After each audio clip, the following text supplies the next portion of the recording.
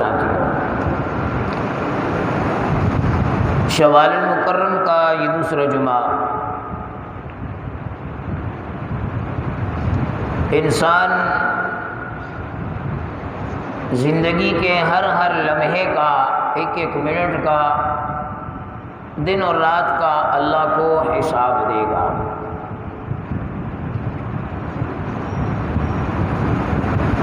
اور انسان اس دنیا میں کچھ ایسا منہمک ہو گیا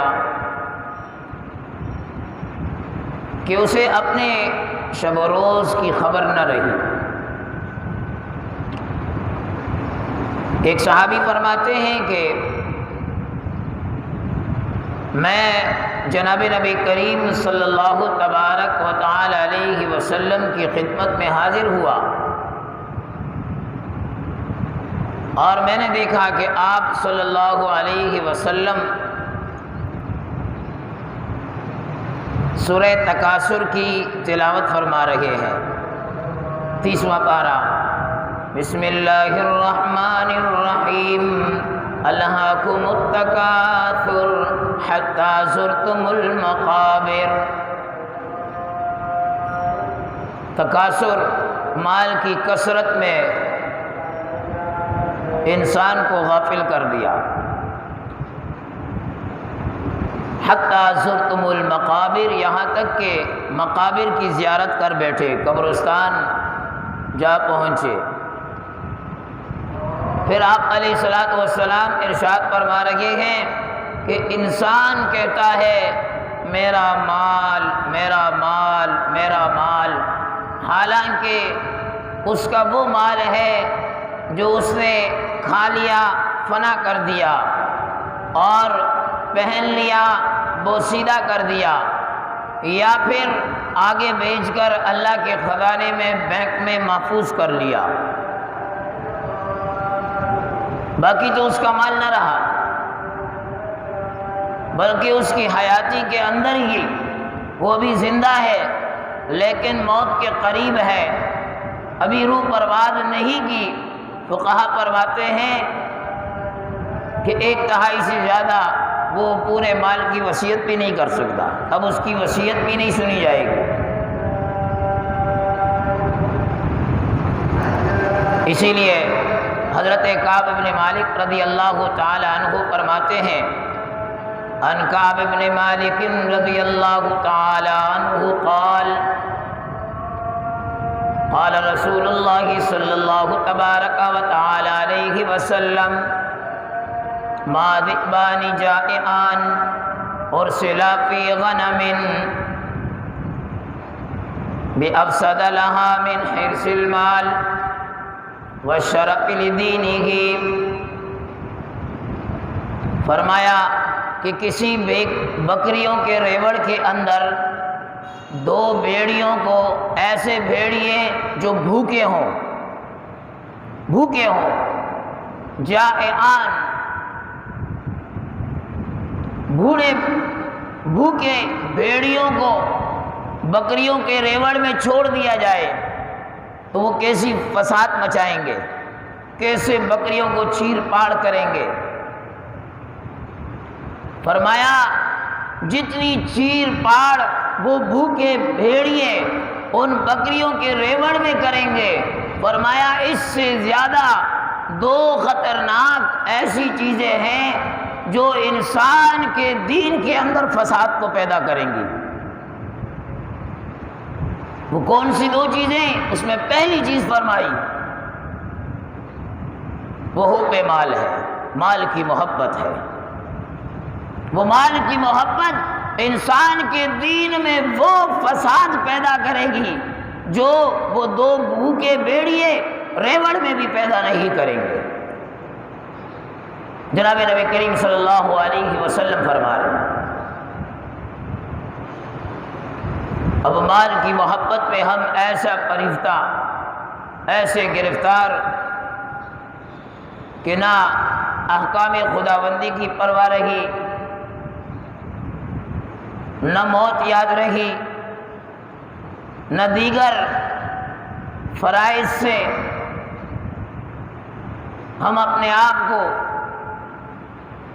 مسحور کر رہے ہیں، ان کو پورا کر کے ہم اللہ کو راضی کرنے کی فکر کر رہے ہیں، بس مال کی محبت۔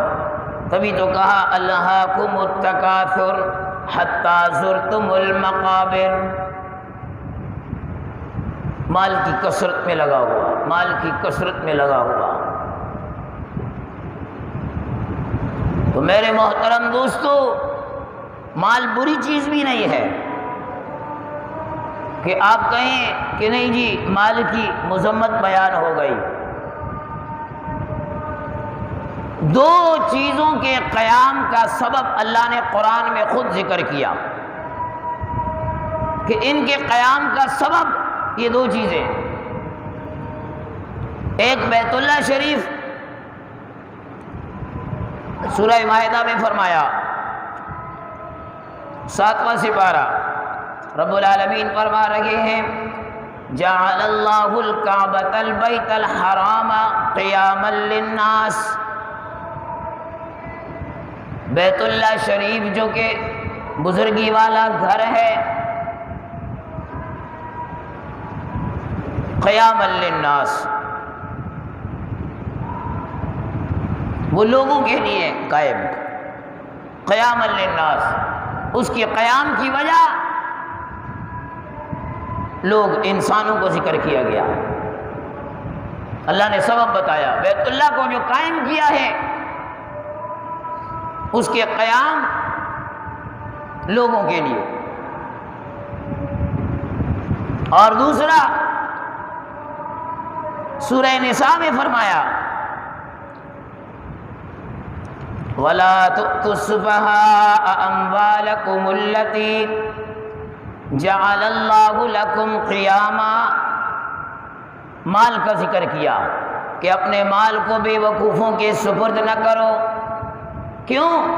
الَّتِي جَعَلَ اللَّهُ لَكُمْ قِيَامًا، یہ لوگوں کے قیام کا ذریعہ ہے، بے وقوفوں کے سپرد نہ کرو، حفاظت کرو اس کی۔ لیکن ہم تو ایسے اس کی حفاظت میں لگ گئے کہ نہ اپنا ہوش رہا، نہ دوسروں کی فکر رہی، نہ احکام خداوندی کی پرواہ رہی۔ اس سے منع کیا گیا، اس سے روکا گیا۔ ام سلمہ فرماتی ہیں رضی اللہ تعالی عنہا کہ ایک مرتبہ آپ صلی اللہ علیہ وسلم گھر تشریف لائے، آپ کے چہرے پر کچھ عجیب قسم کی حیرانی تھی، تو میں نے پوچھ لیا یا رسول اللہ کیا ہوا؟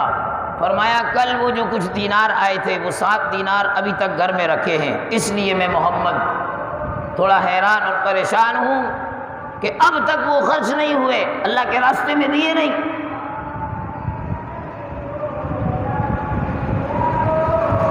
اور آج بندہ گن رہا ہے، شمار کر رہا ہے، رکھ رہا ہے، اس کی کثرت میں لگا ہوا ہے، کثرت میں لگا ہوا ہے۔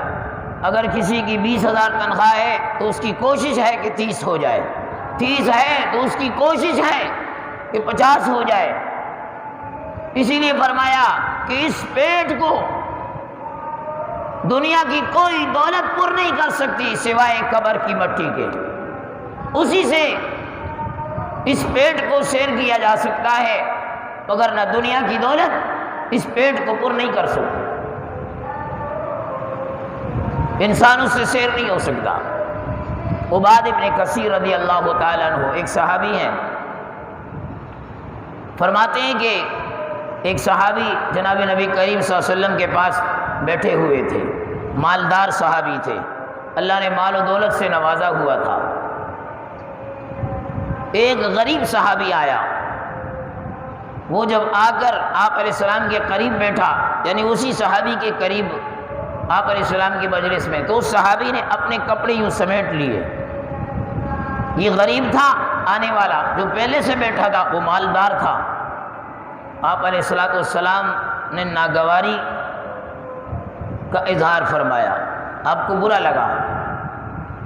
آپ نے فرمایا کیا تیری مالداری میں سے کیا اس کو کچھ مل جائے گا؟ یا اس کے فقر فقیری میں سے تیرے پاس کچھ آ جائے گا؟ لیکن وہ بھی پیغمبر علیہ الصلوۃ والسلام کے شاگرد تھے، پیغمبر علیہ الصلوۃ والسلام کے دیوانے تھے، پیغمبر علیہ الصلوۃ والسلام کے مجلس میں ساری چیزیں سیکھنے والے تھے۔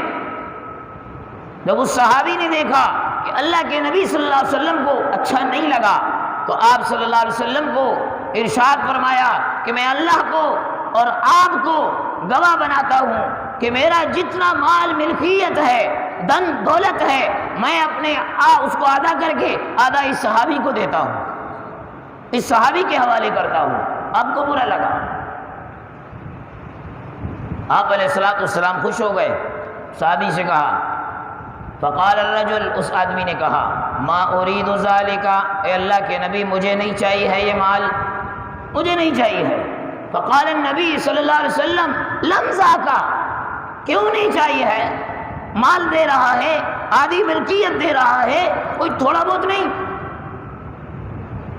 تو وہ صحابی کہتا ہے، غریب صحابی، اخاف ان یفسد، اخاف ان یفسد قلبی کما افسدہ، کہ میرے کو ڈر لگا ہوا ہے کہ میرا دل بھی ایسا ہی گندا اور فاسد نہ ہو جائے اس مال کی وجہ سے جس مال نے اس کے دل کو گندا کیا ہے، مجھے نہیں چاہیے۔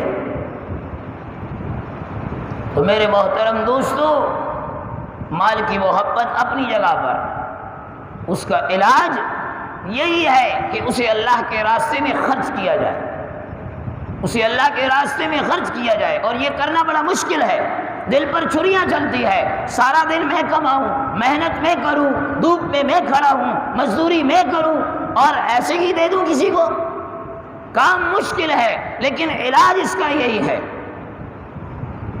حضرت موسیٰ علیہ السلام،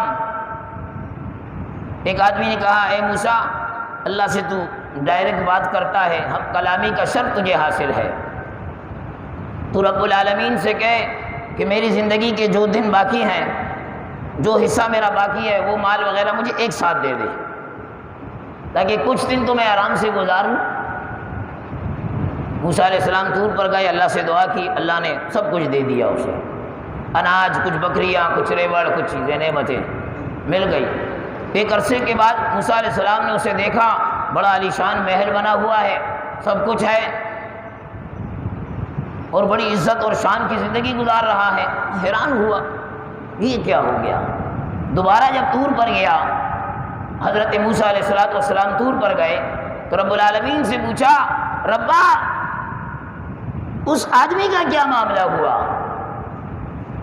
اس کی زندگی کا رزق تو دے چکا تھا، لیکن وہ تو اب بھی اس سے بڑھ کر شان و شوکت کے ساتھ کھا رہا ہے۔